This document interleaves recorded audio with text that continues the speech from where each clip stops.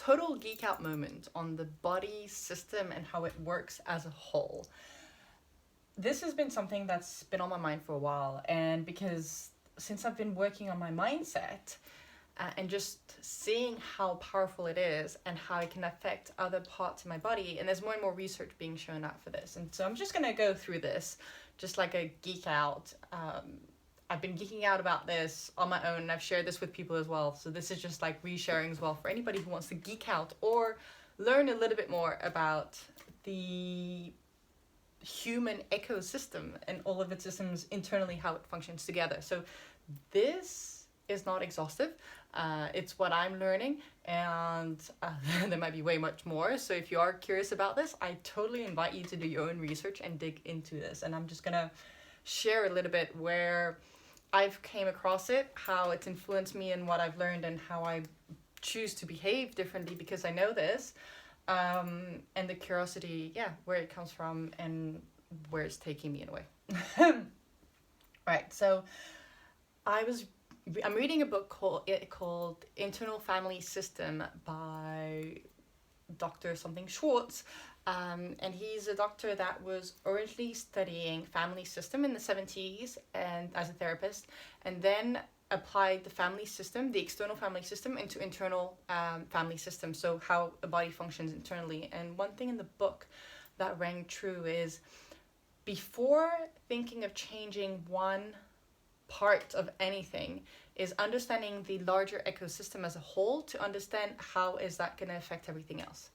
And I have to say, like, in day-to-day life, when you talk to people, you think about doing one change, but you don't take the outer ecosystem as a whole. So you just think of like, oh, I'm just gonna, or the short term, right? I'm changing my diet to lose weight. But if you go on the external, right? Like, what does, on the larger scale, if you want, in a way, because it's internal and external, but losing weight, what does it mean? It means you're more confident. What does more confidence mean? It means that you're gonna go out and possibly apply for jobs that you wouldn't normally. You might go and ask somebody out that you normally wouldn't. You might go for sports or activities that you normally wouldn't because you were not confident enough because of your weight, or also because you feel stronger. You will do activities in which you wouldn't before because you didn't feel strong enough. Losing weight could also be you're more supportive with your family because you feel like you've taken care of yourself, therefore you can take care for others too. And that's where we always tend to focus on just this, narrow-minded, just the short-term outcome, and looking at the bigger system. So the body. I have been working on my mindset, and that's been a curiosity of mine consciously working on my mindset since 2016. Although it started unconsciously, but and by shifting my mindset, I started changing the actions and the type of actions and who I was reaching out, and being way more conscious about everything else from there. So by changing my mindset, I changed my external behavior. And in the system, so in the human body, you've got the nervous system, which your mind is part of your nervous system. Going back to the body system, yeah. So the nervous system is your initiation and regulation of your whole body system, right? On top of the nervous system, you have the muscular system. So the muscular system is the muscles and the movement of the body. So that's how, where I'm moving right now, my speech and everything else. That's the motor, the motor movements. This is so not perfect, by the way. I'm just going with the flow. And on top of the muscular system, you have the integumentary. Oh, it's the first time I think I say this out loud. System, which is your skin, your external protection. And underneath the skin, you have the fascia as well. I underline the fascia because fascia is something that I sort of heard of for the first time 2 years ago. I didn't really pay attention, and then last year I really started to pay attention. And a lot of times, so I do sports, and I've always been somewhat fit and taking care of my body on the muscular system and also on the alignment. So same thing with the muscular movement system. But learning that the fascia, so the fascia is the deepest layer underneath the skin system that holds all the muscles and the organs together. And when you have tightness, it can be muscular tightness, but it also can be constriction in the fascia. And there's an incredible Instagram account, and they actually have videos on YouTube, and they have things all for free that you can do to release the stress in the fascia system, so that the stress in the body, so the tightness where you're feeling tight muscles or indigestion, things like that, releasing the fascia releases the stress in the body. And that's why I underlined that, because actually when I was looking at all these systems, fascia was sort of shown as part of the integumentary system. But for me, yeah, it's I find it that also I bring attention to that one here. Right, so you have the nervous, muscular, and then the skeletal, right? It's the bone, it's a mechanical support. So this bone holds your whole body together, and then you'll have the muscles, the nerves and muscles, and then the integumentary. That's the structure of the system. And then you have, so the cardiovascular, your heart, is the pump, your engine, that makes your blood travel through all the system, and that allows the endocrine system to function, the respiratory system and the immune system to function around. The endocrine, or your hormonal system, so that's the regulation of every single body function inside of you. Right, so how your mood, your mindset, when you're hungry, when you're not hungry, when you're tired, when you're stressed, that's your hormones. That's a massive, and also it's linked to, so your hormones. The respiratory is the air that you breathe, which allows you to live because it functions on the lungs, right?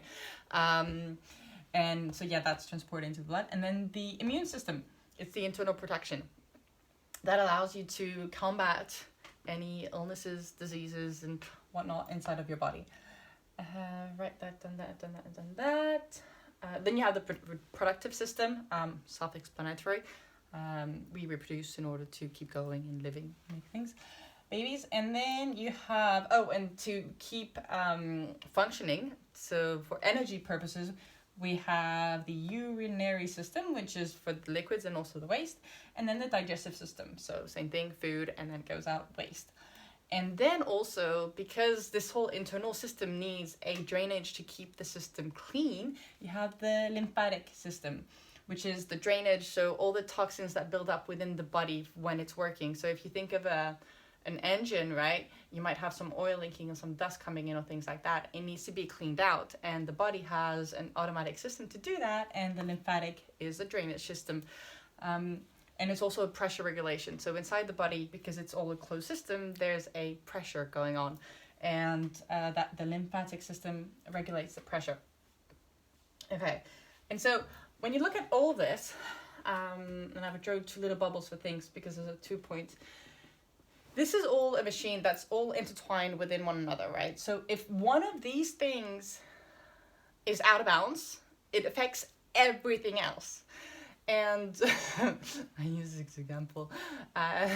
It's one early on in the movie Doctor Strange, and I'm still new to all this. I find myself a big newbie to all of this, and I'm absolutely loving my curiosity for it. But when Doctor Strange goes to, I don't remember the name of it, and he's first introduced, and she shows the different systems, and she explains how in science we tend to see the system as individual, but they actually all function together. And this is why I look at and they do they function all together. It's just something that we haven't particularly, or I from what I know, as medicine, Western medicine hasn't particularly always kept an eye on it. Some doctors do, but most of the time when I go see a Western type doctor, from Western medicine, they just look at my symptom and they just give me medicine for my symptoms. They don't look at the whole system. When I go see a Chinese doctor, actually I love it, it's Chinese doctors, the first thing is, how's your poo? And because your poo is the digestive system, and it shows how your body's functioning internally, and you can know how you're doing. And actually, even the French, way back when, the expression comment ça va comes from comment ça va vos selles, vos selles being your stool. And so they were asking, like, how was your stool? Because if your stool's good, then you're doing good. And so, but the Ayurveda and the Chinese medicine looks at your body as a whole. So every time that I've gone to Chinese doctors, so living in Asia, Hong Kong, especially the last few years, I would always go to a Chinese doctor first, and they would look at my heart rate. So with there's different pressure points, and the same thing. So the pressure, right? So if the lymphatic, if there's something going on, they can feel it. So and it's all of learning. But with the pressure point, they would check that. So check my heart rate. They would check the different pressures inside the body. They look at the eyes, the tongue, and then ask for the digestive system. And then they would also ask for the symptoms. And they don't give me, they don't give you medicine to heal the symptom. They give you medicine to rebalance your internal system so that the symptoms go away. So instead of, what was it? For example, if you have, I don't know the full imbalance, but if having a flu, instead of giving you symptoms because you have a runny nose and a headache, and like a cough, they would look at the other system that would, this is really surface and they know way more depth, but at what is unbalanced, and then they would give me herbs. Then they give you herbs to rebalance those systems so they realign and so the symptoms go away.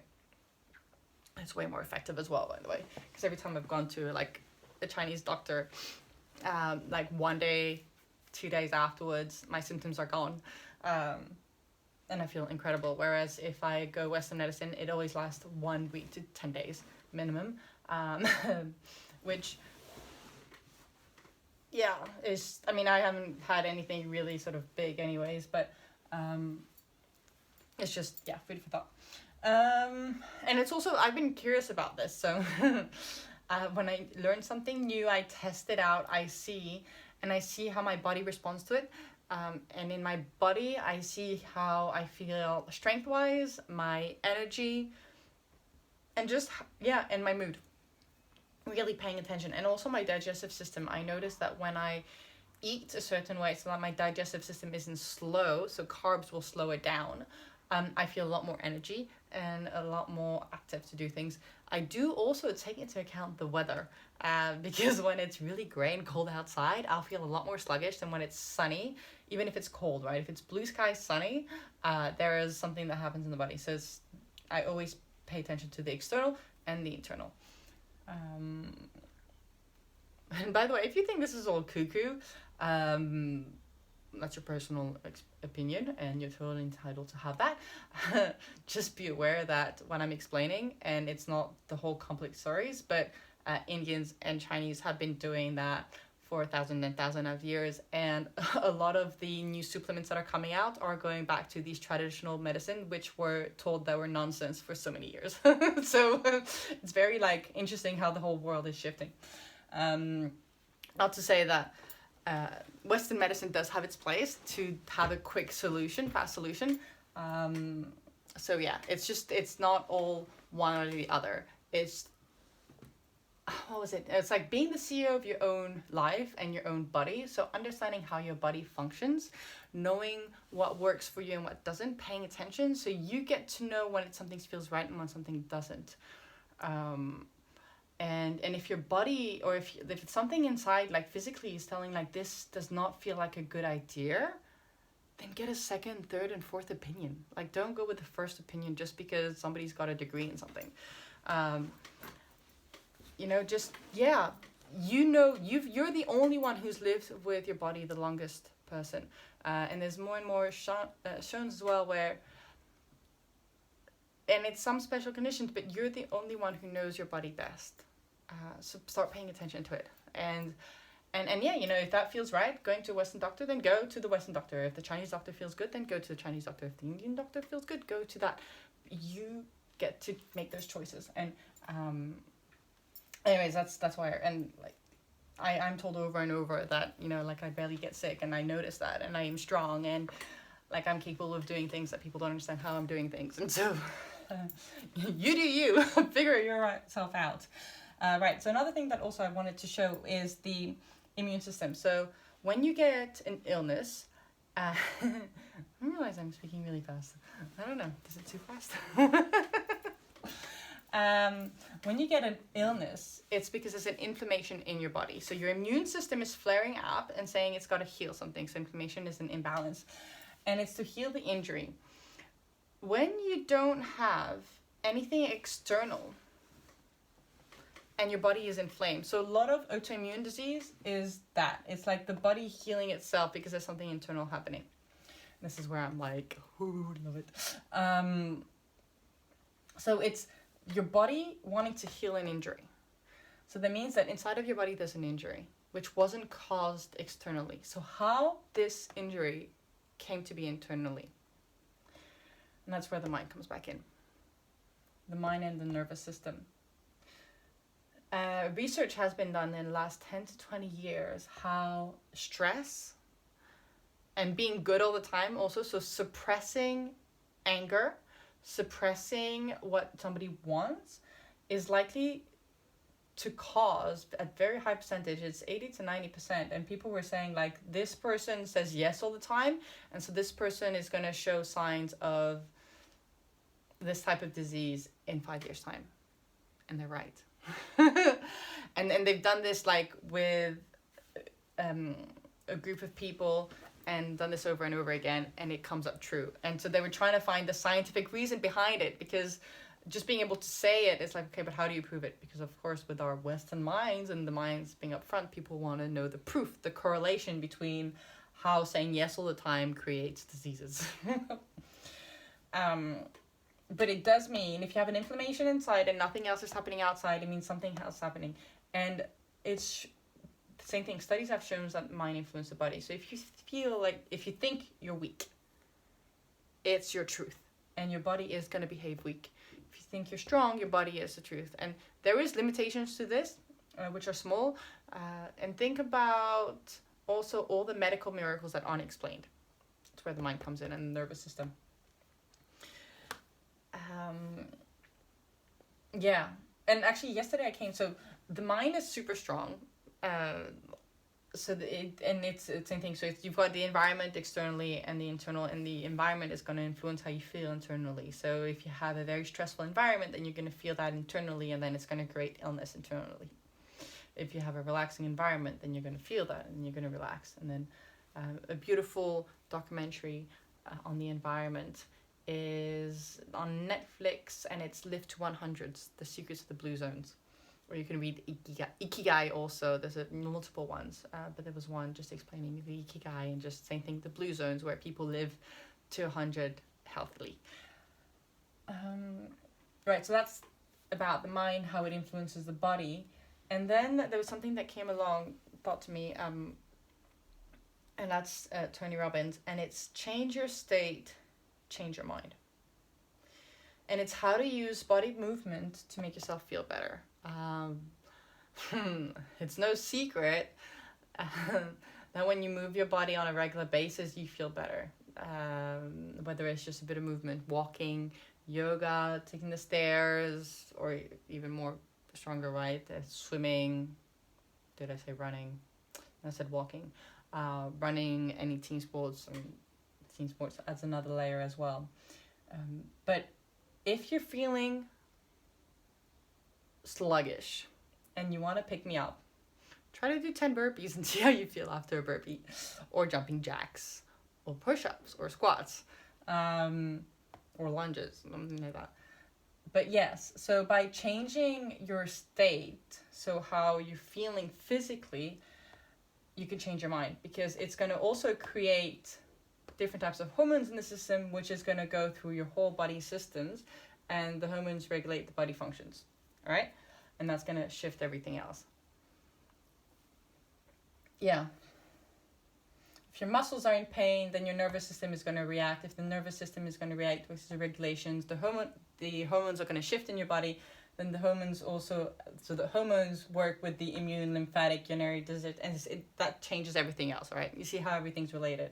If the skin is hurting, then it goes through, the skin is damaged, then you might have the immune system that flares out, the lymphatic system as well. You feel nervous, and that happens to affect everything else. I mean, when you go back to the nervous system, then straight away it affects everything else. But everything, like, yeah, It's just, this is me geeking out. I don't know if there's any takeaway from this. Actually, just let me know what you've taken away. What do you know already? What didn't you know from this video? This doesn't have a particular... Actually, yes, this aim of the video is, and I learned this, if you want to learn something, teach it. Because when you teach it, you learn it twice. Because I've learned it once, and actually I'm reapplying. So this is just reinforcing. And also, yeah, so just keeping in mind the body and the mind, get the physical and mindset together. And I can keep on talking about this. I mean, I'd love to hear your perspective. So I am sharing what I've learned. Before you go and say this doesn't work how it works. There's so many other sources that I have not quoted in this. This is not me. This is me sharing what I'm learning from people who have done 20 plus years of research. And some of this is already known. Some of this is research and accepted, but not widely talked about. And yeah, but I'm not making this stuff up. So if you don't believe any of this, do your own research, right? I'm just resharing what I'm learning. It's like saying, I don't believe in gravity. Well, just do your research in gravity. Like, it's, the research is out there. There's quite a bit of it. It's just not widespread yet. Yeah, when I talk to people, it's kind of understandably known, but not like really understood. Yeah. And another thing, like, I mean, I'm guessing if you watch the video till the end is that you believe this in some way. So there's no point really to add this. But just think about, I love these examples, is Galileo saying that the earth rotates around the sun. And he was a mathematician. And when he said that, he was shunned and he had to take it back because everybody did not believe him. It was hearsay, and he had to take it back, and he was persecuted, and he lost, and he was completely like pushed away for it. And today it's now widely recognized that the earth turns around the sun, not the other way around. So just because you don't think it's real because not everybody's talking about it, do your research, be curious, first of all, and, you know, just think twice. You know, it's not because it's not talked about widely yet that it's not true. That's why I say do your research, be curious, and make up your own mind from the research that you've gone into this. And don't read from just one opinion and perspective.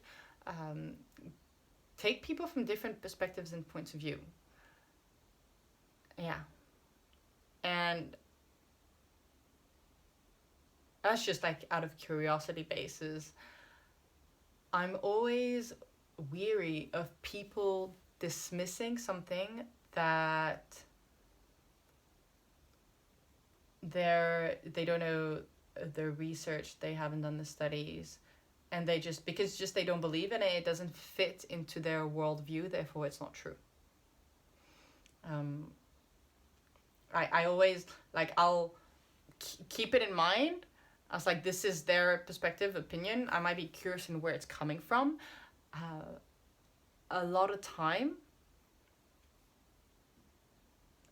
they'll give me an example of what the majority of people think, but it's not particularly researched. Or also, it's also on their personal life experience, and it doesn't have any other proof. Somebody's life experience is valid for them, and I completely agree with that. But it doesn't mean that it's a whole possibility. There's so much more out there. I know that what I know is limited, and therefore there's a lot that I don't know, and therefore there's a lot of possibilities that I'm so not aware of. And that makes the world exciting, because that means that there's a lot more things possible out there to be done. And so if you don't know if it can be done, if it cannot be done, then why dismiss it? That's my perspective of things. Right, so that's my little thing. Yeah, let me know if you've taken anything away from this. And you might not, that's totally okay, and you might so not be watching this. If you are, thank you so much for watching till the end. I'm done babbling about this little one, and I will see if I want to keep talking about random things that I'm being curious. My geek out time, as I may call it, because this is totally a geek out moment for me, and I'm loving it. So yeah. All right, thank you. Bye.